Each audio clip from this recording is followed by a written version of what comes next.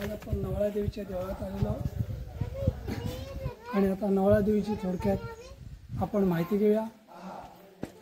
गुरव आपल्याकडे प्रत्यक्षात आलेले आहे, चला गुरुवांकडे जाऊ।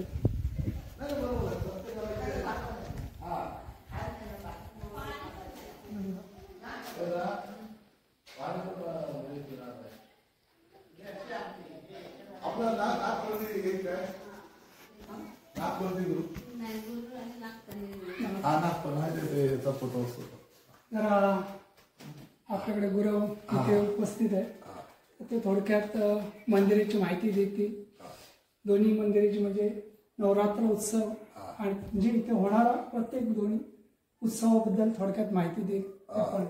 नमस्कार, आज आपलं या महादेव कुटुंबाचा हार्दिक हार्दिक स्वागत। आज आपलं हे पुरातन मंदिर आहे आणि हे मंदिर स्वतः स्वयंभू आहे। या मंदिराची जी स्थापना अशी देवीची झाली की ज्यावेळी सगळे आपले जे 7 कुटुंब मानकर आहेत त्याच्यात महादेव हे मेन मानकर आहेत आणि त्या मेन मानकरांपैकी तुम्ही या ठिकाणी आलात, तुमचं या ठिकाणी स्वागत। जी देवीची मूर्ती सापडली ती आपल्या तळ्यामध्ये सापडली, लगेच जे तळ आहे त्या ठिकाणी, पण ते पाषाणचे बसलेले ते पावसच्या नवलाईच्या मंदिरामध्ये आहे आणि इथे तिचा कलशाची स्थापना केली आहे। म्हणजे इथं जे मूळ स्थान जे आहे, जे मूळ माहेर म्हणतात ते या ठिकाणी आहे। तर त्याचप्रमाणे पावसची पालखी जी आहे ती 2 वेळा तिच्या भेटीला येते।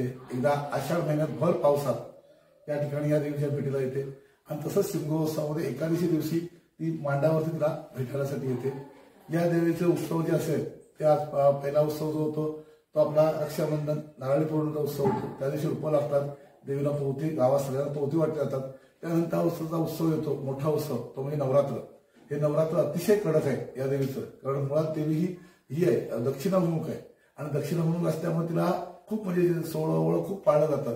9 दिवस इथे घटस्थापना केली जाते। 9 दिवस या ठिकाणी जो भटजीच्या हस्ते घटस्थापना करून कुठल्याही प्रकारचं हे नगर केलं जात नाही। या ठिकाणी खूप लोक दर्शनासाठी येतात, रात्री इथे करमणूकचे कार्यक्रम असतात आणि 9 दिवसाचा भरगच्च कार्यक्रम होतो। दसऱ्याच्या दिवशी सोनं लुटून या उत्सवाची सांगता होते। त्यानंतरचा उत्सव येतो तो देवदिवाळी। या देवदिवाळीच्या प्रथेप्रमाणे या देवीला रूपं लावली जातात, देवीला दिवे घातले जातात, लोकांच्या राखणा बिगणा असतात, त्या वर्षाच्या राखणा या ठिकाणी मानवल्या जातात आणि त्यानंतरचा येणारा उत्सव म्हणजे शिमगोत्सव। हा शिमगोत्सव 10 दिवस चालतो। एक दशमीपासून पंचमीपर्यंत चालतो। पालखी संपूर्ण गावामध्ये फिरते, घरोघरी जाते, लोकांची गारणं असतात ती करते। होळीचा दिवस अतिशय महत्वाचा आहे। होळी अगदी वाजत गाजत आणून उभी केली जाते आणि ज्या लोकांचा अतिशय चांगल्या प्रकारचा आहे आणि या गावाचं मूळ वैशिष्ट्य असं आहे की ज्या दिवशी या ठिकाणी प्रशासन येईल म्हणजे पोलीस येईल त्या दिवशी आम्ही कोणताही उत्सव करणार नाही। अशा पद्धतीने अतिशय 7 कुटाची मानकरी गावकरी होत आहेत आणि सर्व गुरव आहेत आणि जगदीश गाव छत्रसीमा हे एकोप्याने उत्सव साजरा करतात। किती लोकांच्यात जरी काल राजकारण आलं, समाजकारण आलं तर मंदिरामध्ये अशा प्रकारचं नाहीये आणि भविष्यात हे मंदिर हे या परिसरात या पंचक्रोशीतलं अतिशय जागृत मंदिर आहे। लोकांची खूप श्रद्धा आहे।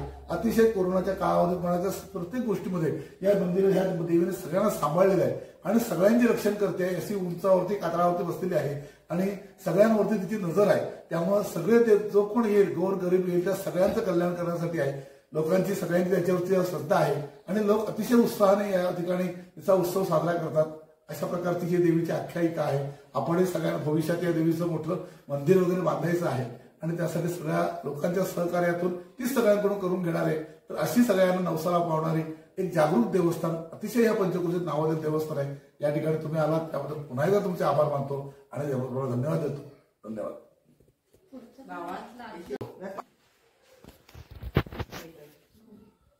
जा